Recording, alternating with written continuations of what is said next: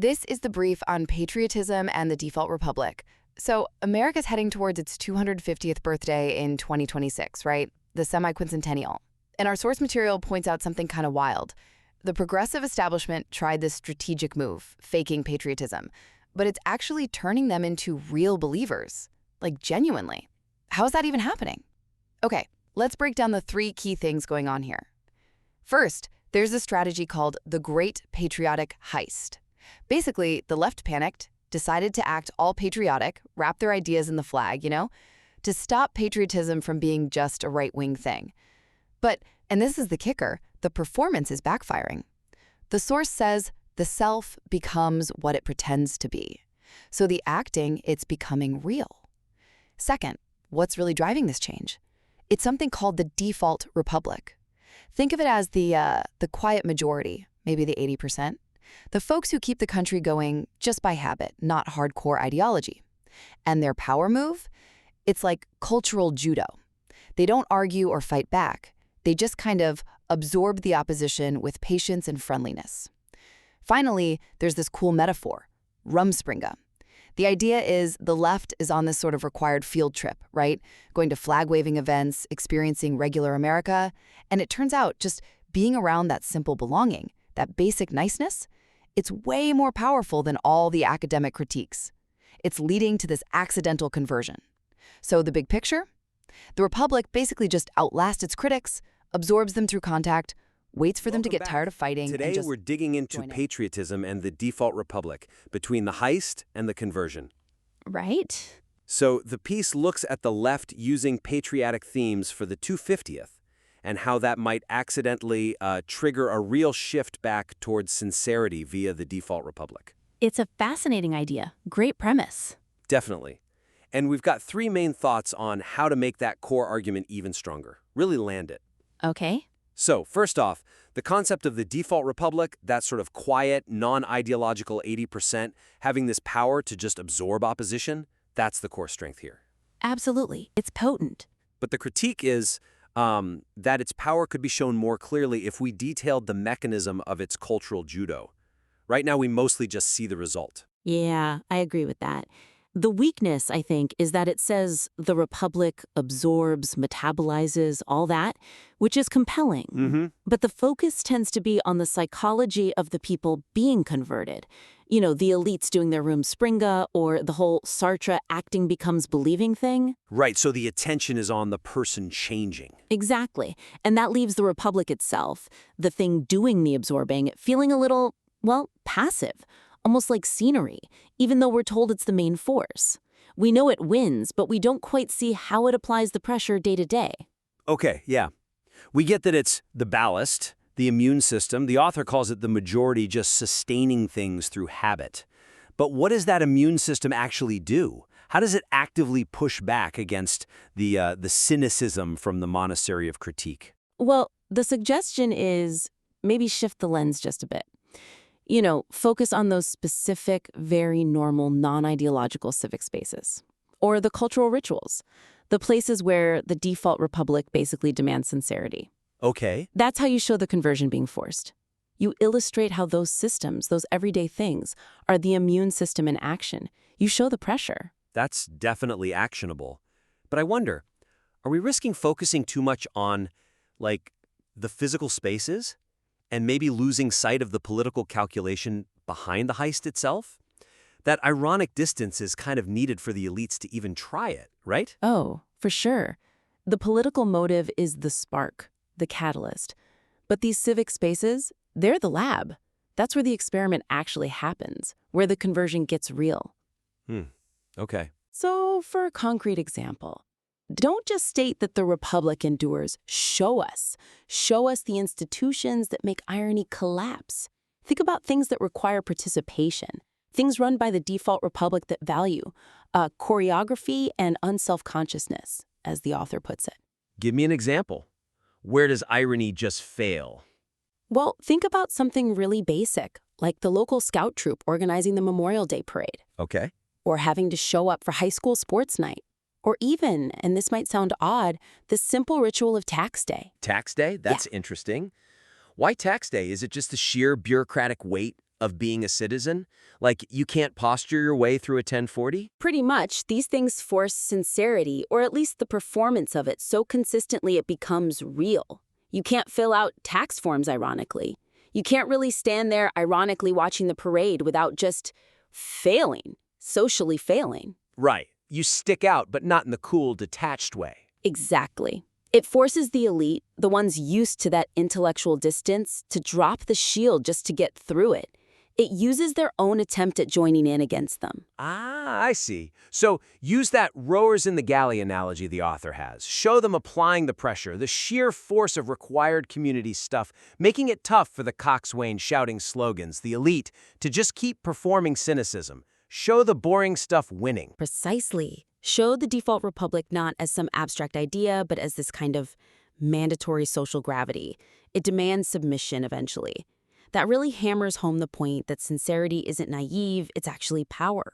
Okay, that's strong. Let's move to the second big opportunity. This one's about the language, which is fantastic. All these analogies. Heist, conversion, Rumspringa, cultural judo, barbecue versus bonfire. I mean, the inventiveness here is really something. Oh, absolutely. It's incredibly rich.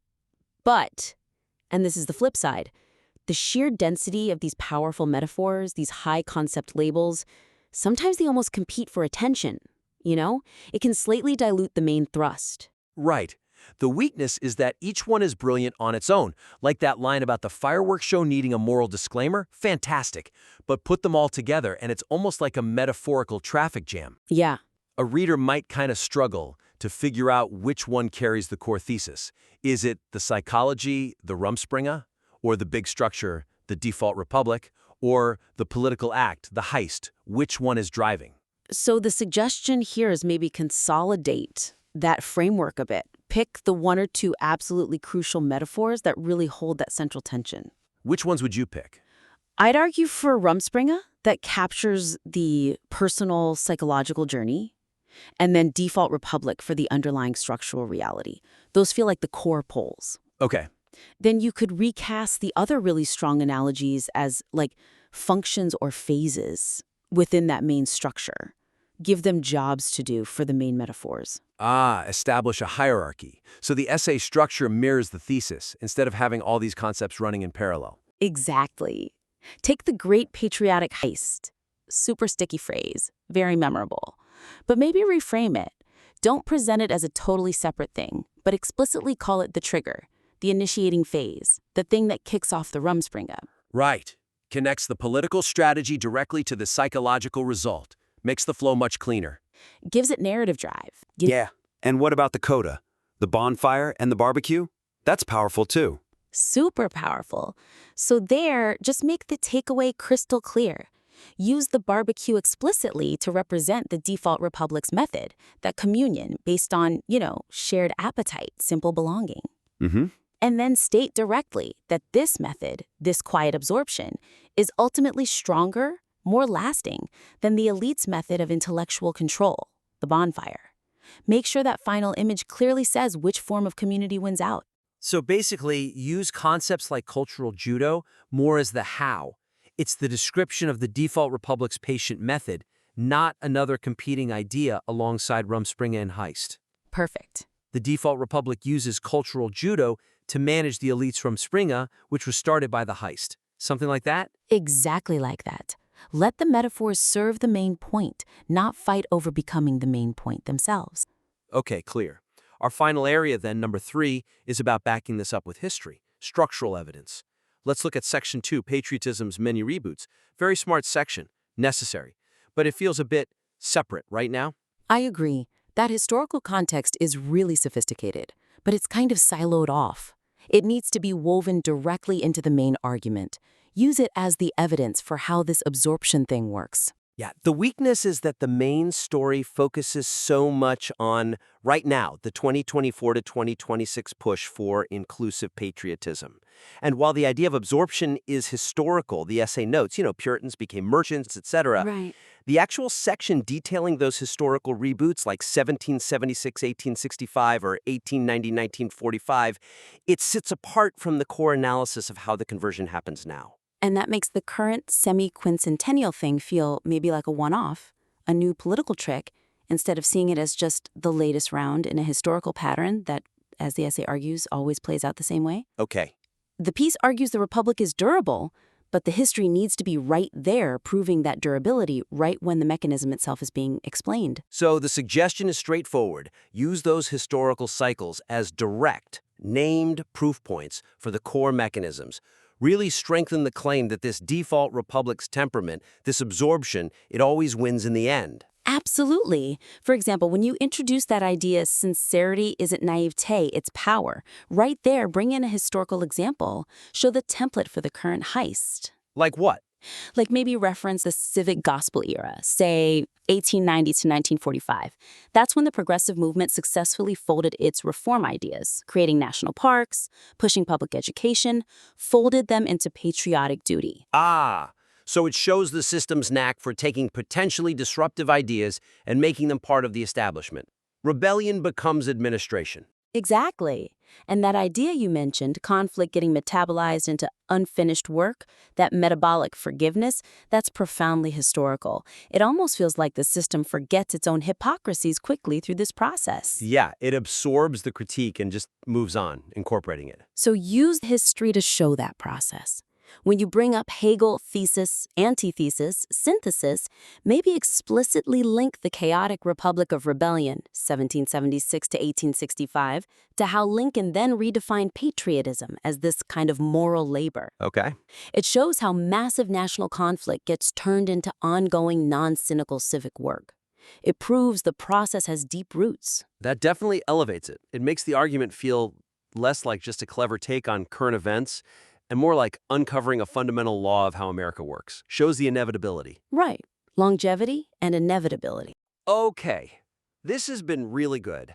So, to recap the main opportunities we see. First, really detail the active mechanism of the default republic. Show, don't just tell, using those specific civic spaces where sincerity is basically mandatory. Make that cultural judo visible. Second, tighten up that brilliant metaphorical structure. Consolidate around the core ones like Rumspringa and default republic.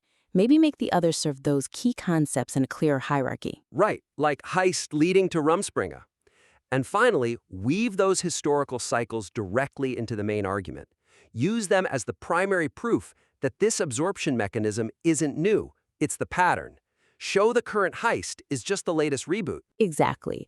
So the core actionable thing is, use the fantastic analysis already there to show the absorption happening. Focus on those unavoidable points of civic contact and back it up with the history.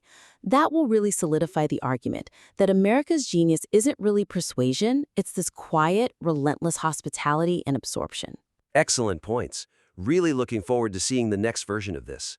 Please do submit it back to us when you're ready. We'd love to take another look. Our focus today is a major cultural phenomenon.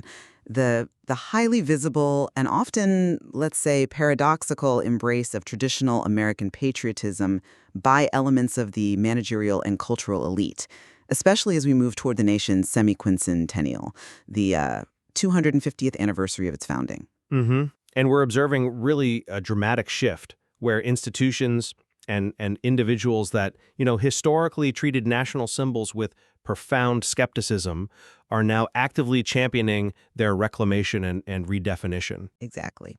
So the central question animating this moment is whether this sudden pivot, this adoption of red, white, and blue imagery, is a calculated, cynical, strategic maneuver aimed at neutralizing political opposition, or is it perhaps a necessary and genuine act of moral repair and civic healing for the nation? Now, I tend to hold that this conversion of critics is structurally inevitable, driven by the sheer, overwhelming, and frankly patient power of what we might call the default republic to absorb and domesticate its opposition. The system, I think, is designed to win. That's a powerful claim about inevitability. But I come at it from a different perspective regarding agency.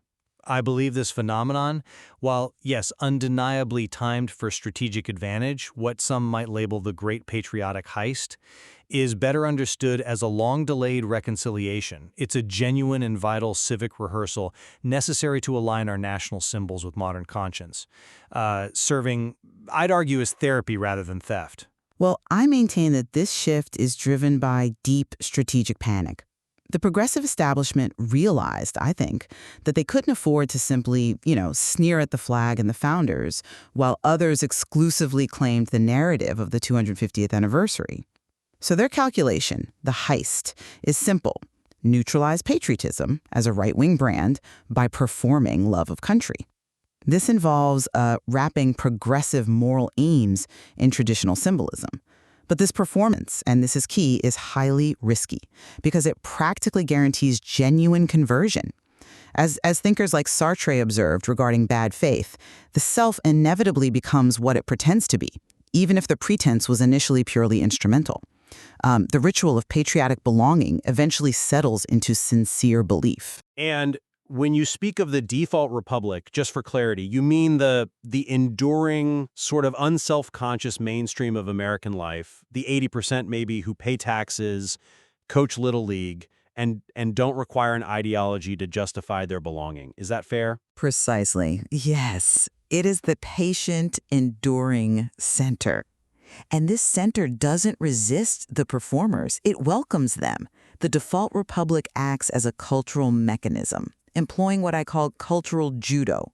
It absorbs opposition not through argument or repression, but, through hospitality. It exposes the intellectual critics to the simple, unself-conscious belonging found in everyday American life. The backyard barbecue, the small-town parade. The system initiates a kind of national Rumspringa, you could say, a temporary license to reject, knowing that the freedom and simplicity of the community will ultimately call the exiles home. Patriotism here is choreography, it's instinct, it's repetition. And repetition, as we know, is the engine of belief. I agree that repetition is powerful, but I strongly disagree that this process is purely a structural inevitability or just cultural judo.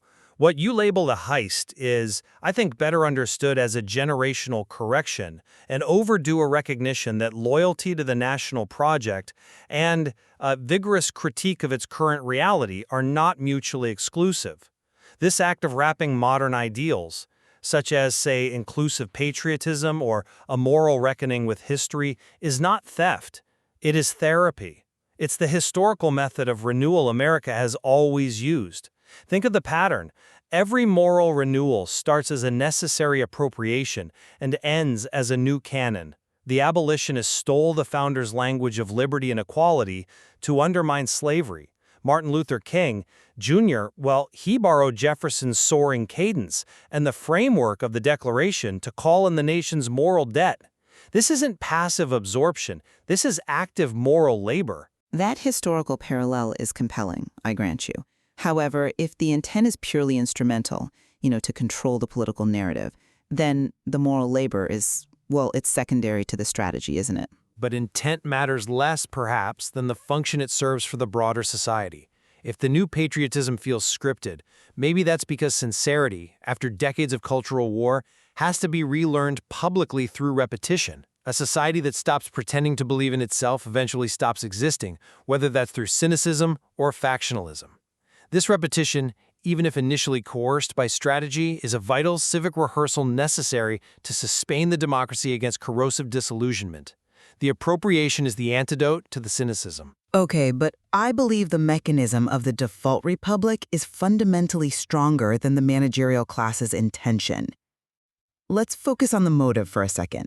I'd argue the impetus for this heist is rooted in a kind of sublimated envy. The elites, the credentialed class, perhaps they envy those who belong without needing permission, without a footnote, without a degree validating their existence. They desire the simple, unearned belonging of the mainstream. Their attempt at control, the heist, will fail because the default republic doesn't need to argue with them. It wins by forgiveness, not by victory. The republic simply endures and hosts the party, waiting for the zealots, regardless of their political alignment, to exhaust their fury and, tire themselves out. You're presenting the default republic as this sort of philosophical, almost Hegelian force, a relentless self-correcting organism, and the managerial class as acting purely from, what, psychological pathology? But historical context shows that profound reboots of patriotism are rarely initiated by passive cultural osmosis alone. They are frequently and necessarily initiated by intense moral labor and critique from the outside. The very act of redefining the flag's meaning, saying it stands for something new, something more inclusive, is essential for a republic that survived a civil war, world wars, and the civil rights movement. The tempo of this shift may indeed seem cynical, yes, timed perfectly for the 250th, but the goal is fundamentally a moral one, to align the national myth with contemporary conscience. This mirrors the progressive era, which actively married patriotism to reform. Concepts like public health initiatives, settlement houses, mandatory public education, these were cast as patriotic duties requiring conscious political and moral steering, not just passive absorption. But moral steering requires an audience that's, well, listening. And the genius of the cultural judo I described is that it absorbs the reformer without necessarily adopting the entirety of the reformist doctrine. The managerial class is attempting to hijack a symbol of belonging. The republic simply opens its arms and takes them in. When you embrace the symbols, you expose yourself to the temperament that created them, a temperament that, I'd argue, values cohesion often over complexity. I disagree. I think the flag survives because it contains the complexity. It's not an end state. The moral energy unleashed by the heist, as you call it, is actually a positive force. It means the people leading the cultural conversation have decided that rather than burning the system down, they must occupy its symbols to redirect it. That effort, that moral wrestling, is precisely what prevents the default republic from becoming mere inertia or simple empty nostalgia. But that complexity is exactly what the patriotism of the default republic tends to reject, or at least sideline. Patriotism, at its baseline, is fundamentally about unself-consciousness. It's built by osmosis by reciting the pledge in school, attending the local fair, watching fireworks, not by reading policy papers or engaging in constitutional arguments. It is the permission to love something vast and imperfect without requiring a footnote detailing all its flaws. The freedom implied by the Rumspringa metaphor is key here, the freedom from constant resentment and the need to critique every single interaction. Well, that tastes better than any policy proposal. The radical hospitality of the system means it doesn't punish hypocrisy or initial insincerity. You merely have to show up, and the act of showing up is the conversion mechanism. That's a compelling argument for the cultural power of, let's say, ease. But have you considered the possibility that patriotism must be moral labor? That it's a constant commitment that requires the rewriting and reaffirmation of national purpose? The goal of this heist as healing isn't simple, unexamined belonging, but rather a profound responsibility for the future. This contrasts sharply, I think, with a conservative emphasis that sometimes leans towards mere gratitude for the past. The country desperately needs this public, conscious effort to create the conditions for belief. We must actively inject modern conscience into the symbols, otherwise those symbols atrophy.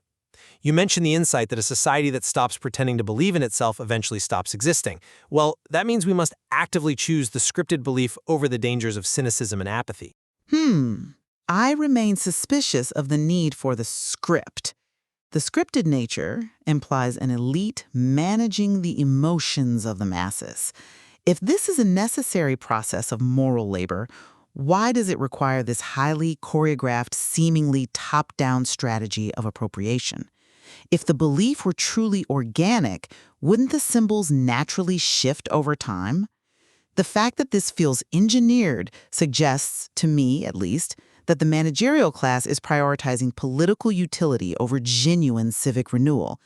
They want the power of the symbol without the unself-conscious, sometimes messy reality of the people who already hold it dear. Perhaps it feels engineered because the symbols have been monopolized, or at least heavily contested for decades. And the civic language required to discuss loyalty, dissent, and pride constructively has been, well, broken. We are, in a sense, relearning the language publicly. This isn't cynical manipulation necessarily. It could be seen as social engineering required to repair a fractured national narrative. If we wait for perfect, organic sincerity, we might wait forever. The perceived moral necessity dictates the tempo of the political action here. We might summarize our disagreement using that central metaphor from the source material. The default republic is the barbecue. Messy, smoky, uncurated, where people share plates, argue about sports, and achieve a simple communion built on proximity and shared experience. The heist, in contrast, was the bonfire of protest, the effort to burn down and rebuild the myth from scratch. The republic, I argue, always wins because it rewards appetite, the simple desire for food and community, not doctrine. The semiquincentennial will succeed in uniting people, not through sophisticated ideological agreement, but through simple exhaustion and proximity. People will simply tire of hating each other, look for a place to sit down, and, wander over to where the food is, regardless of who's flipping the burgers. While the appeal of the barbecue, that simple, messy communion, is undeniable, I argue that the appropriation of the symbols, the heist, is critical, precisely because it forces the synthesis. The fire of protest and critique is essential for refining the national spirit. The flag only survives because it belongs to whoever keeps arguing under it, forcing that Hegelian dialectic forward, if you will. The managerial class is bringing the fire to the barbecue, forcing a mixing of ideals that is messy, yes, but necessary. Look at recent social movements like the No Kings movement, which utilized patriotic pageantry and 1776 themes to frame contemporary political dissent. This proves, I think, that dissent must operate within the national framework. It's a necessary rechanneling of critical energy that actively repairs the civic fabric. Without the intense heat of that moral fire, the barbecue risks becoming just empty, sentimental nostalgia that serves no real forward purpose. But the default republic's genius is that it diffuses that heat. It doesn't extinguish the fire. It merely uses the warmth, perhaps, to cook the food. The act of using the symbols dilutes the radicalism, and the symbol itself ultimately domesticates the user. The managerial class believes they are using the default republic. I suspect that default republic is simply waiting for them to accept its terms. Conclusion.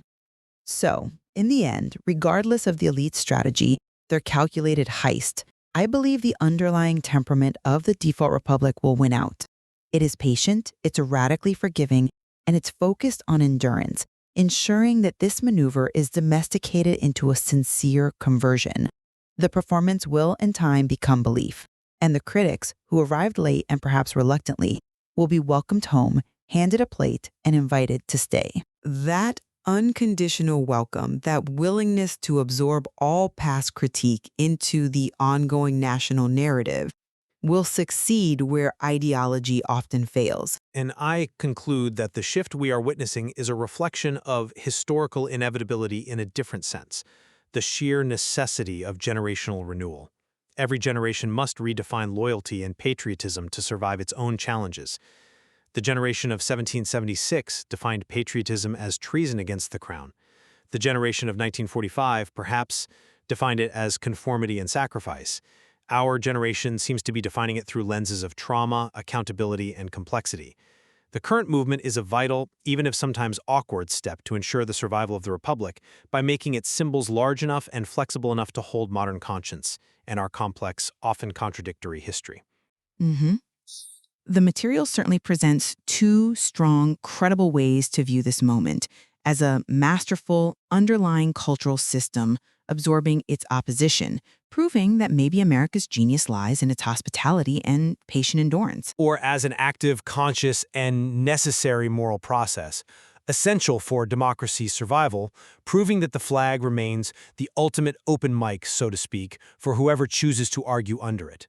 The semiquincentennial will undoubtedly be the crucible that tests We're the place both you of these come to theories. get complex cultural stuff broken down, synthesized, and hopefully made clear. That's the goal. And today, we've got a really fascinating one. It's all about American identity, patriotism, and, well, a kind of strategic rebranding effort. Yeah, and it centers around something big coming up, America's 250th birthday, which, by the way, has an official name that's quite something. Oh, you mean the semiquincentennial? That's the one, the semiquincentennial. It just rolls off the tongue, doesn't it? Not exactly. It's kind of awkward. bureaucratic even. Right. And the sources we looked at really pick up on that awkwardness, that sort of managerial feel of the word itself. It perfectly signals the whole approach being taken to this huge national moment. It does feel less like a spontaneous celebration and more like a carefully planned corporate event. Or maybe a required seminar. Exactly. And that feeling points directly to the central paradox we're diving into today. It's just this really sharp U-turn we've seen in the cultural landscape. Yeah, I mean, think back just a few years. For certain segments of the, let's call it the elite or managerial class, the flag, patriotism, these are often seen as problematic, right? Definitely. Criticized, analyzed, often linked to things like empire or, moral failings. There was a lot of critique. And now, suddenly, the message from those same corners is very different. It's basically, everyone get on board, participate, go buy a flag. It's quite the shift. The high priests of irony, as one source put it, are now kind of leading this mandatory pilgrimage towards sincerity. Which feels inherently awkward, probably for everyone involved, especially those being asked to make that pivot so quickly. And the source material is pretty clear. This isn't some sudden organic wave of newfound belief. This feels calculated. Strategic. Yes, strategic. And driven, frankly, by political necessity more than anything else. Okay, so that's our mission for this deep dive. We need to unpack this whole dynamic. And the sources give us a really useful three-part framework. Right. We've got the heist. It's the top-down attempt to grab and manage the narrative. Then there's the pretending the whole psychological piece about what happens when you perform belief, even if you don't initially feel it.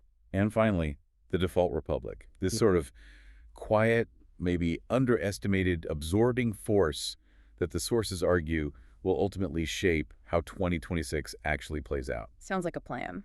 Let's start with part one, the heist, or as the sources call it, the Great Patriotic Heist. Okay, so the definition here is pretty specific. It's described as the progressive establishment's strategic, very top-down attempt to basically stage manage patriotism. Stage manage it without actually, believing in it beforehand. Exactly. Without that genuine pre-existing internal belief.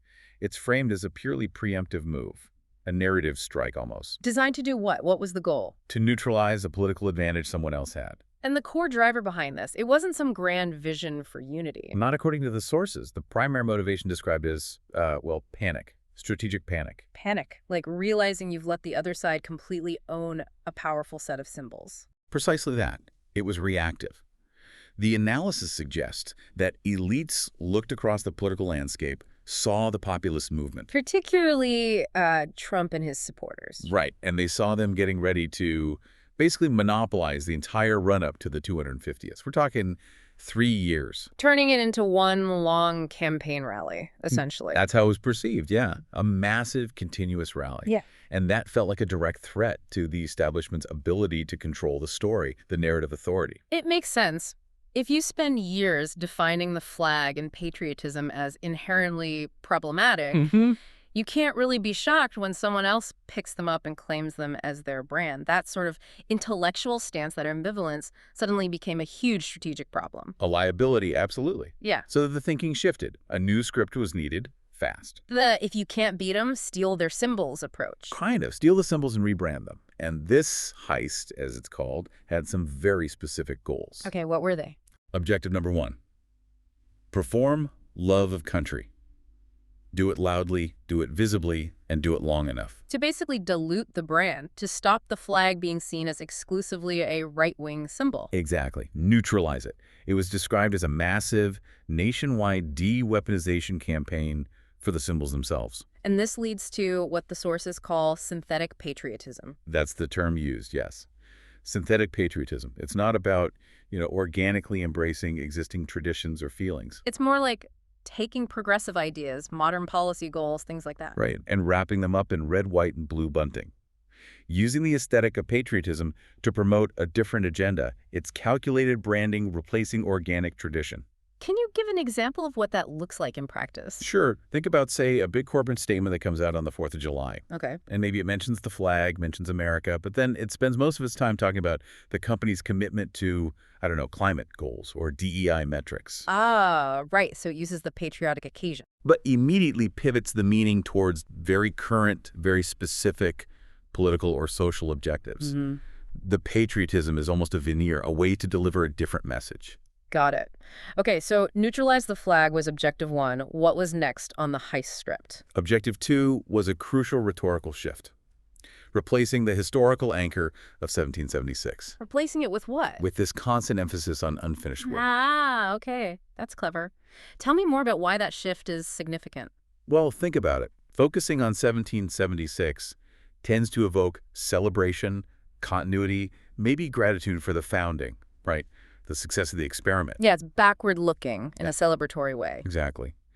But shifting the focus entirely to unfinished work does something different. It moves the narrative away from celebrating the past. And puts all the emphasis on moral debt, on future obligations, on what's still wrong. Precisely. It frames patriotism not as pride in what was achieved, but as responsibility for what hasn't been fixed yet. Which strategically allows the managerial class to participate in the anniversary, while still keeping their position as the nation's sort of moral accountants, the ones pointing out the flaws. That seems to be the idea. Well, You get to wave the flag, but your participation is defined by how critically you view the present, not how gratefully you remember the past. so it's not really about genuine pride, it's more like responsible participation, or participation under protest almost. You could see it that way.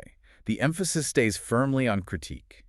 If your patriotism is all about constantly highlighting failures and listing systemic problems, You maintain that intellectual high ground, that critical distance, while still looking like you're engaging with the national moment.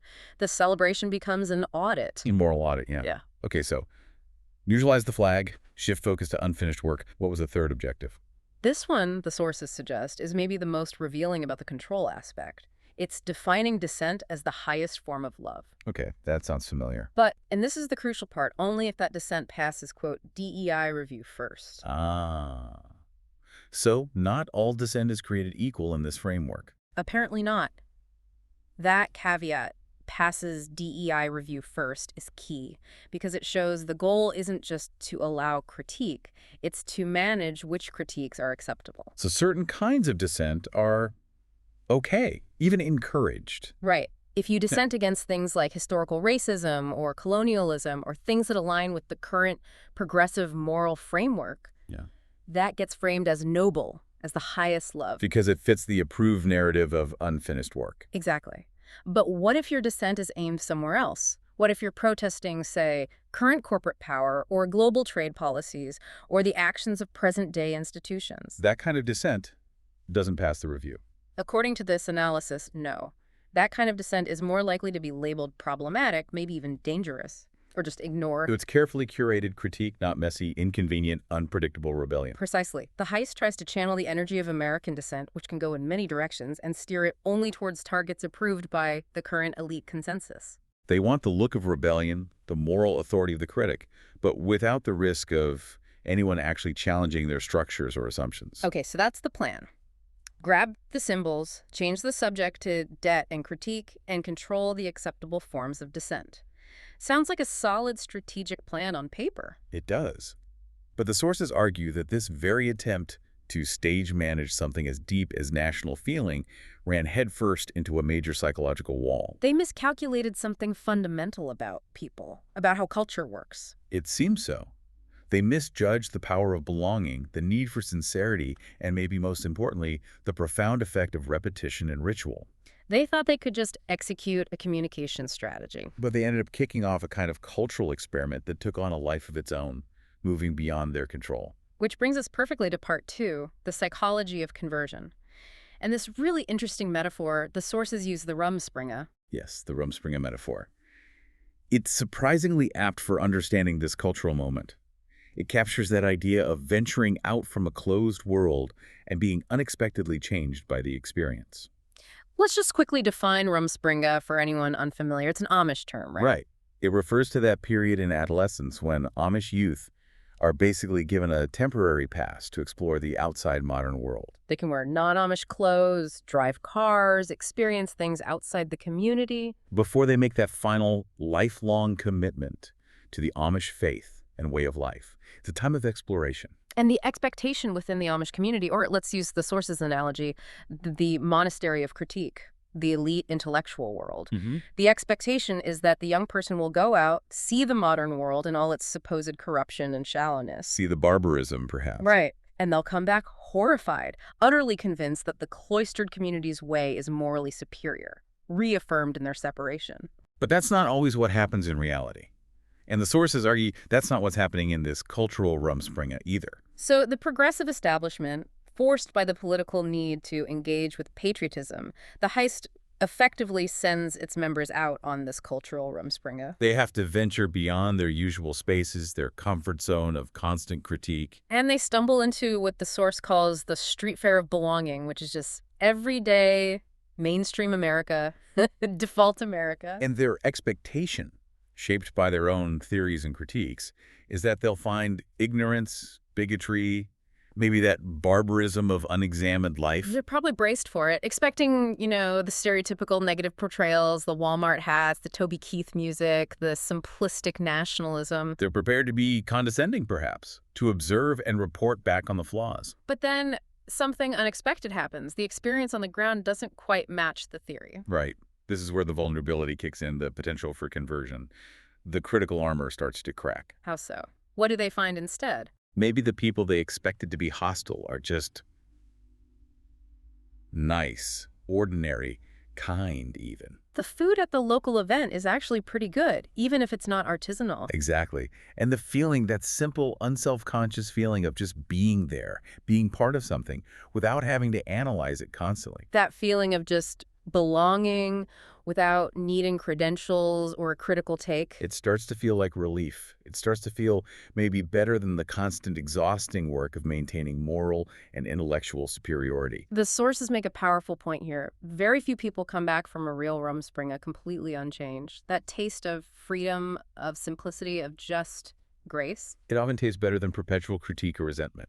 It's hard to go back to the monastery once you've genuinely experienced the street fair. And this collision, this unexpected emotional experience, connects directly to the core psychological engine undermining the heist, which is what? It's the power of pretending, the inescapable effect of ritual and performance. They thought they could just act patriotic, maintain their internal distance. But the performance itself starts to change the performer. This is where that philosophical insight comes in, right? The Jean-Paul Sartre quote mentioned in the sources. Exactly. Sartre's point that essentially you become what you pretend to be. The self isn't fixed. It's shaped by its actions, its performances. Over time, the pretense becomes reality. And the argument is that America itself has always kind of run on this magic. In a way, yes. The idea that we, as a nation, maybe faked ideals like equality for long enough that the performance itself started to force us towards making them more real. We adopted the rhetoric of high ideals, and eventually that rhetoric created pressure for actual moral action. Right. So the progressive elites, according to this analysis, thought they could strategically cosplay patriotism, put on the costume for a few years, manage the optics for the 250th. And then take it off again when it was politically convenient. But the act of putting on the costume, of doing the performance, the repetition, it starts to erode the cynicism. It's hard to maintain irony indefinitely when you're surrounded by sincerity. If you stand for the anthem every week, even if you start doing it ironically. Or if you show up at the community flag raising, even if you're internally critiquing it. Eventually, the sources suggest the sheer physical public act starts to demand some genuine feeling. The performance eats the irony. Because, at its core, the patriotism of the default republic isn't really about complex ideology. What is it then? It's described as choreography. Choreography, like dance steps. Sort of. It's the physical rhythm, the shared routine. Standing for the anthem, saying the pledge, the simple ceremonial gestures. It's the bodily act of participating in something bigger than your own head. It's about the doing, not necessarily the deep thinking behind it. Largely, yes. It's permission to feel affiliation, maybe even love, for something imperfect without needing 1,000 footnotes or caveats. And that permission is exactly what the highly analytical managerial mindset finds difficult, because their value lies in complexity, in nuance, in critique. Precisely. Unselfconscious belonging is almost countercultural in those circles. So the performance becomes a kind of trap. A trap set by our basic human need for ritual and belonging. How does that ritualistic part, just the simple act of standing up, say, break down the irony? Through that very unselfconsciousness. Yeah. When you're busy performing a detailed critique, you're hyper-aware of yourself. You're the star of your own intellectual drama. Brett, you're focused inward on your own thoughts and judgments. But when you're just one person standing in a crowd, shoulder to shoulder, doing a simple, shared action, Yeah. that sharp sense of self can kind of melt away for a moment. You become part of the group, not separate from it. Exactly. And that momentary surrender of individual intellectual control, that's scary for the managerial mind, but it's also the doorway to just feeling something sincerely without analyzing it first. That idea of intellectual surrender, of letting go of critique, it seems like a good bridge to the emotional undercurrent the sources identify, this idea of sublimated envy. Ah, yes. This digs into the deeper psychological motivations, maybe the fuel beneath the political conflict. The argument is that the managerial class, the ones who excel at debate analysis credentials, the theater kids, and think piece poets, as the source colorfully puts it, they spent years, maybe decades, essentially diagnosing the warmth of ordinary American belonging, the national bonfire, as something negative. Right. As false consciousness or provincialism or intellectual simplicity. Yeah. Something to be looked down upon. And in its place, they built their own world, their own substitute church, almost. Based on what? Based on intellectual rigor, moral precision, policy papers, perpetual awareness of systemic flaws, a kind of liturgy of critique and guilt. They created a whole culture where status comes from being the smartest, most critical person in the room. Yes. They built this impressive structure of intellectual superiority. But the sources argue something was missing. And that was? That basic, fundamental human need for simple, uncomplicated belonging. For warmth. All the policy papers and critical theories couldn't replace that feeling of just being welcome. Exactly. The simple grace of being welcome without explanation. They built a world based on critique, but maybe sacrificed the feeling of just being part of the messy, warm national family. So it's a kind of deep-seated FOMO, fear of missing out. But not about money or stuff. But about emotional connection, about sincerity, about grace. Yes, envy of that simple grace. They're the class that often needs a credential, a publication, a complex argument to feel validated. Whereas the default republic, the mainstream, just kind of lets you belong.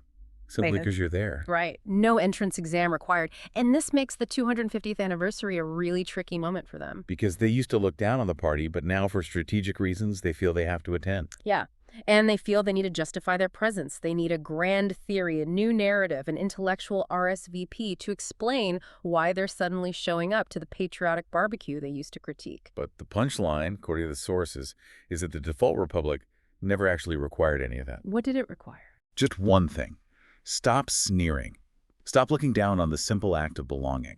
That cultural condescension, that intellectual superiority, that was the only real barrier. That was the barrier they built themselves, yes. The rest of America, the default republic, was essentially just waiting, maybe wondering when they decide to join in. And the ultimate irony here is that the very act of trying to control the celebration, the heist itself, forces them into the rituals of belonging. The performance demands sincerity over time. And the default republic, like a large, patient audience, is just sitting there, waiting for the performance to end and the real feeling to begin. Which leads us straight into part 3.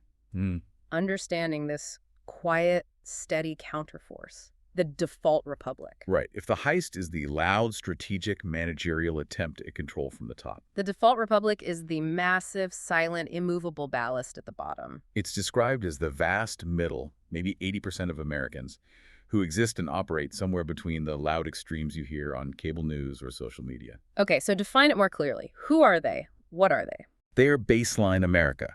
Not the zealots, not the ideologues, not the activists constantly writing manifestos. They're defined more by temperament than by a specific political ideology. Exactly. That's a crucial distinction the sources make. It's not that they don't have political views, but their core identity isn't primarily political or theoretical, it's functional. Functional meaning? Meaning they are focused on the practical business of life. They are what's left when all the complex theories and passionate arguments kind of burn themselves out. They hold a basic belief that the country, despite its flaws, is workable. Yeah. Good enough to argue over, flawed enough to fix, and worth showing up for. That's a quote that captures the attitude. It's a kind of practical, grounded optimism. Not naive, but functional. And they are the ones who actually keep things running. That's the argument. They are the sustainers. The source uses that great analogy. They're the rowers in the galley, not the coxswain shouting slogans. Their focus is on the actual effort, the work, not the political purity of the mission. Right. And how do they sustain things? Through habit. Often boring, everyday habits. Paying taxes, running businesses, teaching kids, fixing infrastructure, volunteering locally, showing up for jury duty, manning the ER. And significantly, the sources mention they're the ones who disproportionately end up fighting the wars that the elites debate in seminars. Yes. Their contribution is fundamentally practical, functional. And crucially, a lot of this daily function is, or strives to be, apolitical. Meaning? A teacher in the default republic teaches math or history to all the kids, regardless of their parents' politics. A firefighter puts out the fire. A plumber fixes the pipes. The function transcends the immediate political fray. And this practical focus, this sheer functionality, makes them the nation's indispensable immune system. That's a good way to think about it. Yeah. They're often too busy doing the work of the country to get fully consumed by the arguments about the country. So when faced with intense ideological pressure, whether from the left or the right, what's their strategy? It's not direct confrontation. No. The sources argue their technique is much quieter, much slower, but ultimately more powerful. It's absorption. Absorption, okay. The term used is cultural judo.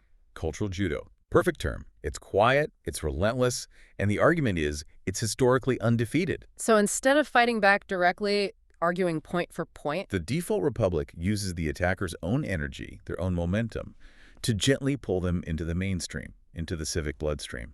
it doesn't crush the rebellion. It exactly, it metabolizes it like a huge, slow-moving organism processing nutrients, or maybe pathogens. And history is full of examples of this national metabolism. Absolutely. The sources list several great ones. Think about the Puritans. Started as the ultimate religious zealots, right? Focused entirely on purity and God's law. Utterly ideological. But eventually, their descendants largely abandoned that rigid purity and became incredibly successful merchants, capitalists, entrepreneurs. They effectively traded strict theology for commerce. Absorbed into the practical economic life of the nation. Okay, who else? The revolutionaries themselves. The firebrands of 1776, railing against tyranny. What happened to them? Well, after the war, they had to do the incredibly tedious practical work of actually building a government. Writing constitutions, setting up agencies, managing finances. They became bureaucrats. The revolutionary zeal got channeled into functional governance. Domesticated by the demands of reality? Okay, more recent examples. The hippies, the ultimate 1960s counterculture.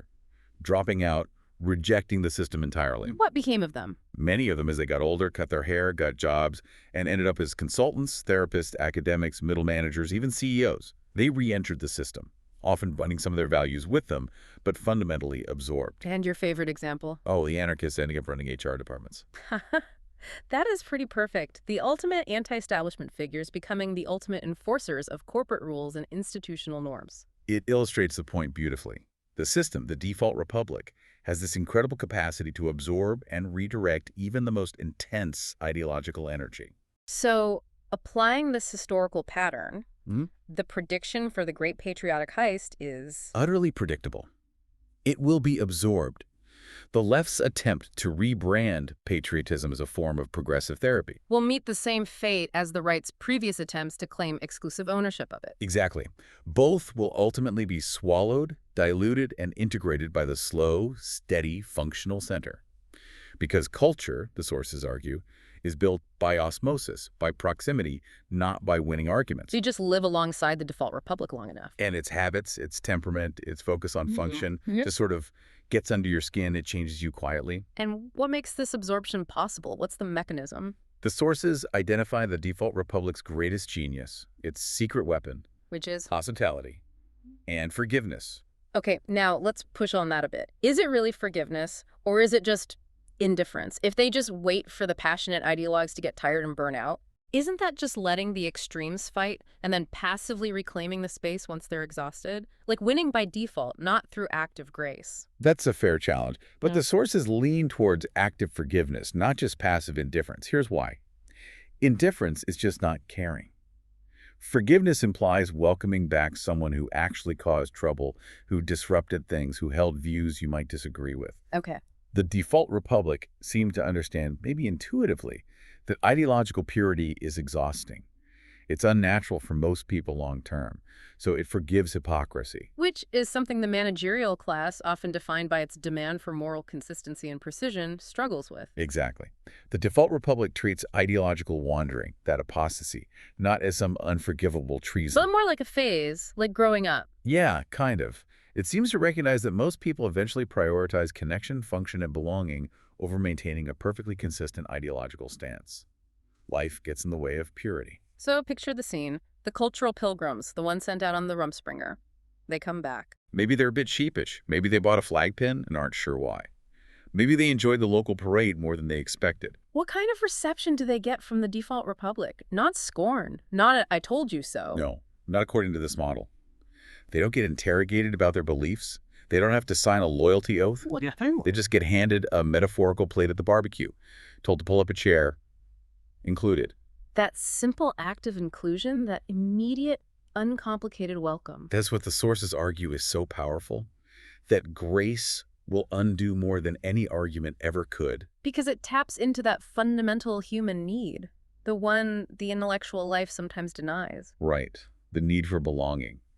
The managerial class might have thought intellectual status was the ultimate prize, but the default republic offers the ultimate comfort. Uncritical acceptance, just welcome home. So the default republic doesn't need to win the debate. It just needs to endure. To remain open, hospitable, functional. It waits for the zealots, left and right, to exhaust themselves with their own intensity. And then it offers them a seat at the table, feeds them dinner. That patience, that quiet endurance, is its ultimate strength. It doesn't argue with the revolution. It just keeps the parks maintained for the next town picnic. Knowing that proximity, shared space, shared experience, those are the things that really dissolve ideological barriers over time. Okay, we've laid out the heist, the conversion, the default republic.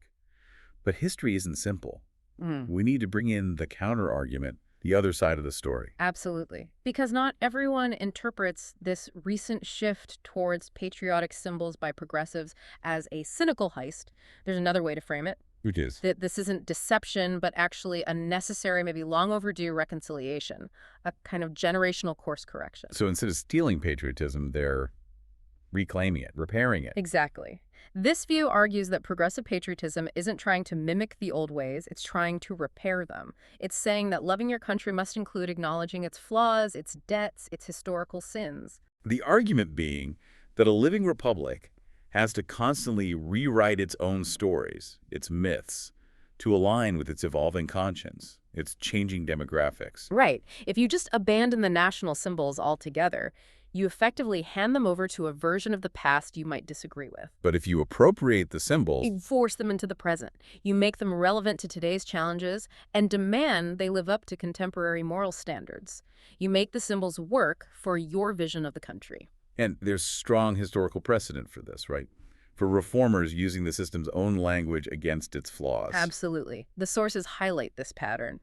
Think about the abolitionists fighting slavery. They didn't invent a whole new philosophy out of thin air. No, they took the founders' own words, liberty, equality, God-given rights, the most sacred texts of the Republic, And used them like a weapon against the hypocrisy of slavery. They demanded the nation live up to its own stated ideals. Brilliant. Who else fits this pattern? Franklin Roosevelt during the Great Depression, facing economic collapse. He didn't throw out the Constitution. No, he stole its language phrases about general welfare, national security, the need for union to justify the New Deal, and fundamentally reshape the government's role in society. He reinterpreted the founding documents for a new era. And the most iconic example. Martin Luther King Jr. during the Civil Rights Movement. He constantly invoked Jefferson, Lincoln, the Declaration, the Constitution. Yes, he masterfully stole the cadence, the rhythm, the moral authority of American idealism. He wasn't rejecting America. He was calling it home, demanding it pay the promissory note of equality it had written at its founding. So, seen through this lens, every major period of moral progress in America involved this kind of appropriation, taking the old symbols and infusing them with new, urgent meaning. And what starts as appropriation eventually becomes part of the accepted story, part of the canon. Which brings us back to the idea of performance, but seen differently now. If the current progressive patriotism feels a bit scripted or rehearsed. This counter-argument says, well, maybe that's okay. Maybe that's how belief restarts after a period of deep cynicism. It's like a civic rehearsal. You have to go through the motions, repeat the words, do the rituals. And eventually, the feeling catches up. Sincerity grows out of repetition. And maybe the bigger danger isn't the slight awkwardness of the performance. But the total paralysis that comes from being trapped in irony, from being too cool or too critical to participate at all. You have to start saying, I love this country, even if it feels weird at first, before you can actually start to feel it again authentically. It's like tending a relationship. Sometimes you keep it alive through ritual, through showing up, even when the feelings are complicated. Maybe nations are like that too. That historical perspective is crucial.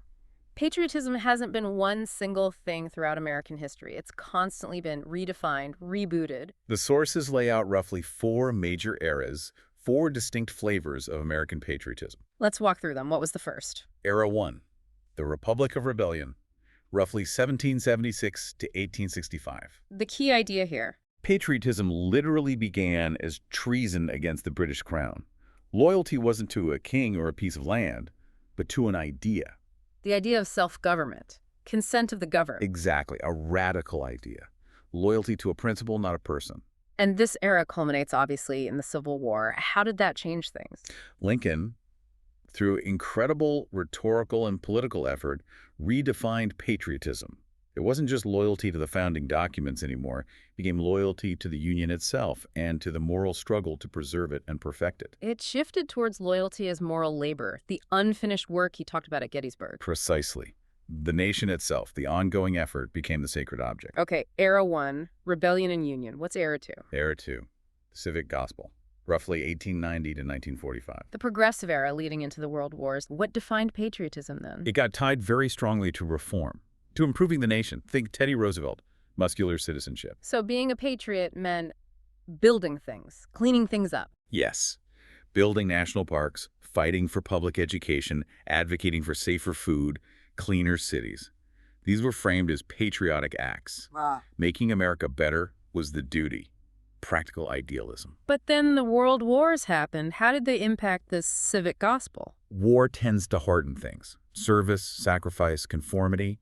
These became the dominant proofs of loyalty, especially in the face of external threats like fascism and later communism. Dissent started to look suspicious, unpatriotic. Very much so. The emphasis shifted from internal reform to external defense and unity through conformity. Which leads us into Era 3. Era 3. The corporate flag and the counterflag, roughly 1945 to 1975. Post-war America. What's the dynamic here? On one hand, massive post-war prosperity in the Cold War turned the flag into a ubiquitous brand.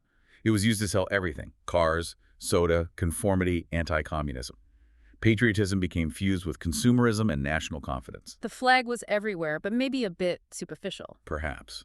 But then came Vietnam, and that shattered the consensus. Okay. For a significant number of people, especially younger generations and the cultural left, protesting the war, even burning the flag, wasn't seen as anti-American. It was seen as the ultimate act of conscience, protesting the government's actions in the name of higher American ideals. Exactly. So patriotism fractured.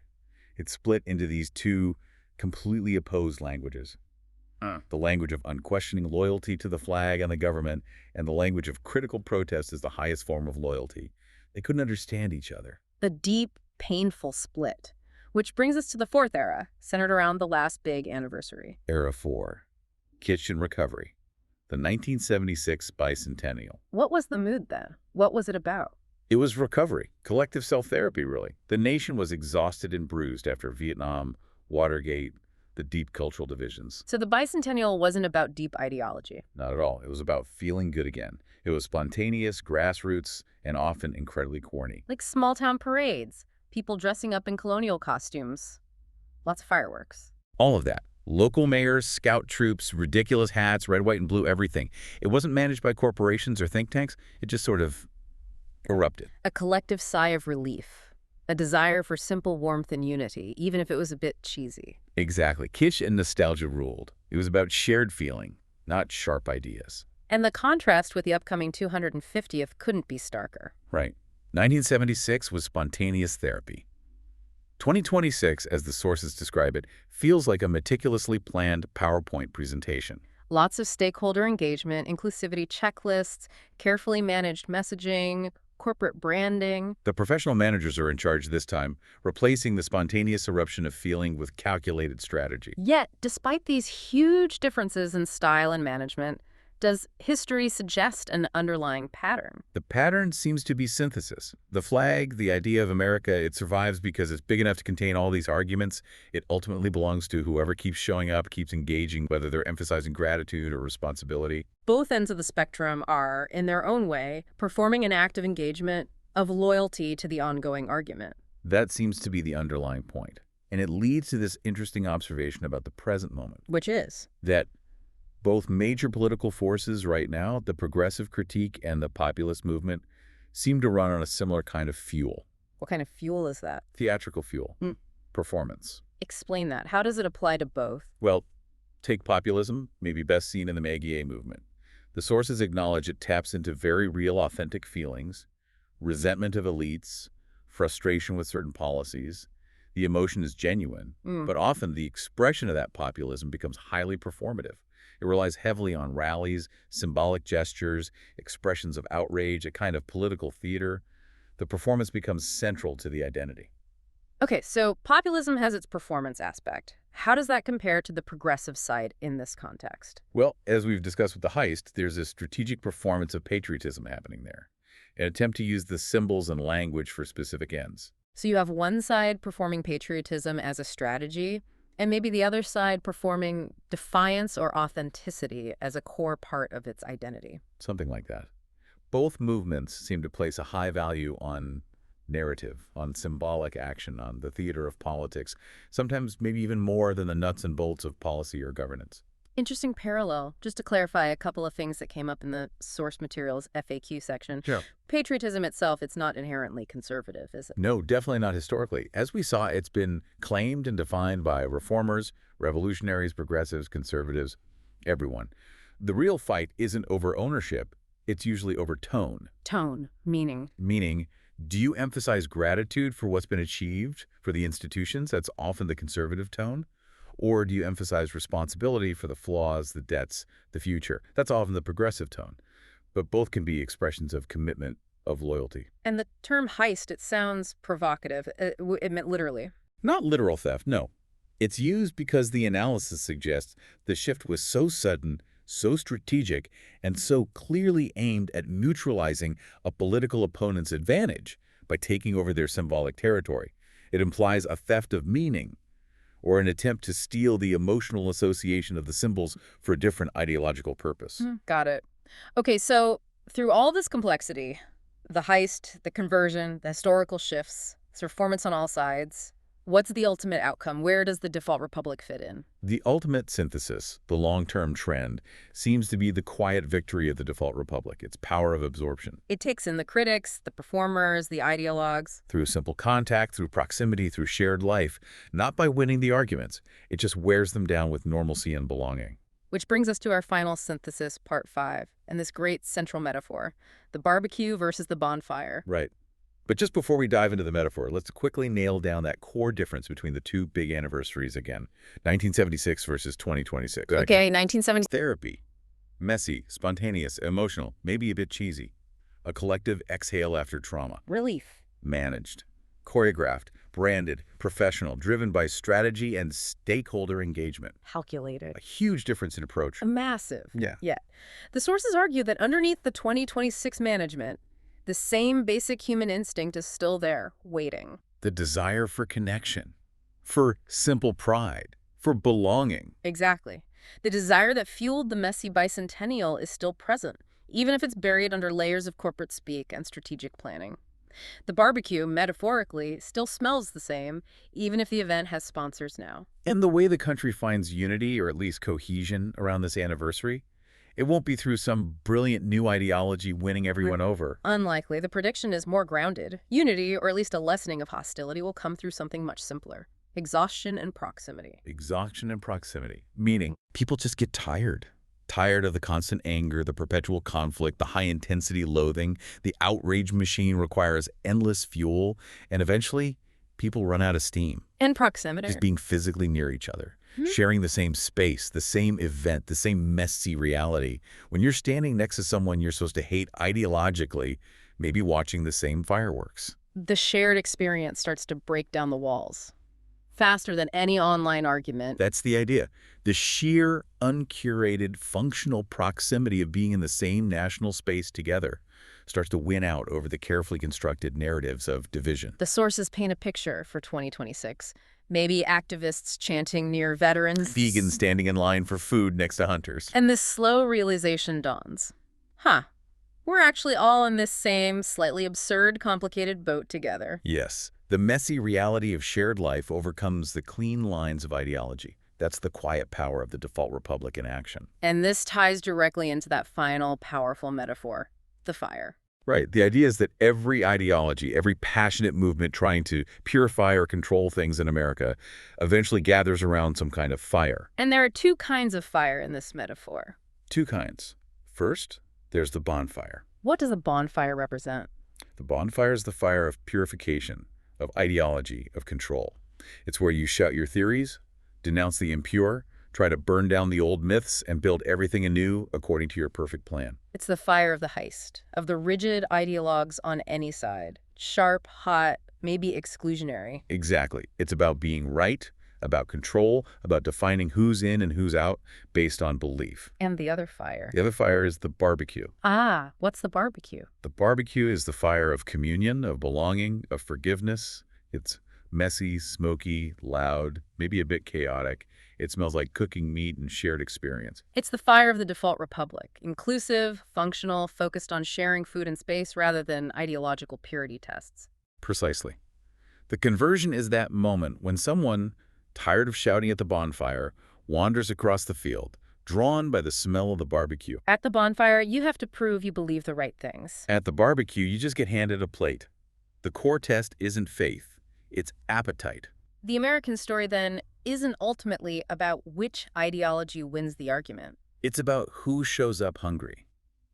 The default republic, the barbecue, rewards the appetite for connection, for life, for simply being together, more than it rewards doctrinal purity. So when those fireworks go off in 2026 across the whole country, the analysts and commentators will rush in with complex interpretations, reconciliation, rebranding, strategic wins and losses. But the underlying reality might be simpler. Much simpler, according to this view.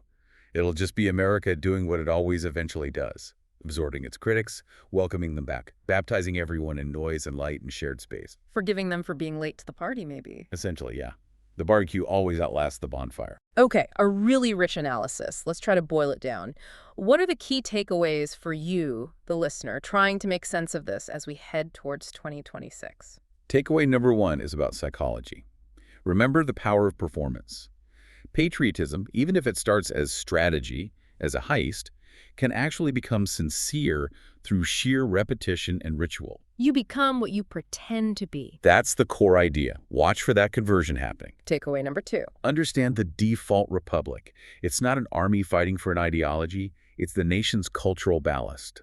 The quiet, functional majority that absorbs extremes through patience and proximity. It wins by enduring, not by arguing. Right. And takeaway number three. America's secret weapon. Hospitality and forgiveness. Yes. The ability to welcome back the wayward, the critic, the apostate, without demanding apologies, just by offering a seat at the table. That cultural grace is incredibly powerful and often underestimated. It undoes more than an argument ever could. The sources wrap this up with a really potent line about American loyalty. Yeah, that patriotism here isn't some fixed doctrine you have to sign on to. It's more like the world's longest-running, messiest open mic night. You don't have to love every act. But you're invited to learn the chorus. Participation trumps purity. Which leaves us with that final provocative thought for you to chew on. Think about it personally. As you watch all this unfold, as you participate or observe the rituals and the arguments leading up to 2026, ask yourself this. What part of the national chorus, what symbol, what ritual are you currently engaging with, ironically, critically, with distance? And then ask, how long before the repetition, the proximity, the sheer gravitational pull of the shared experience makes you realize, maybe with some surprise, that you actually mean it? How long before the performance becomes real for you?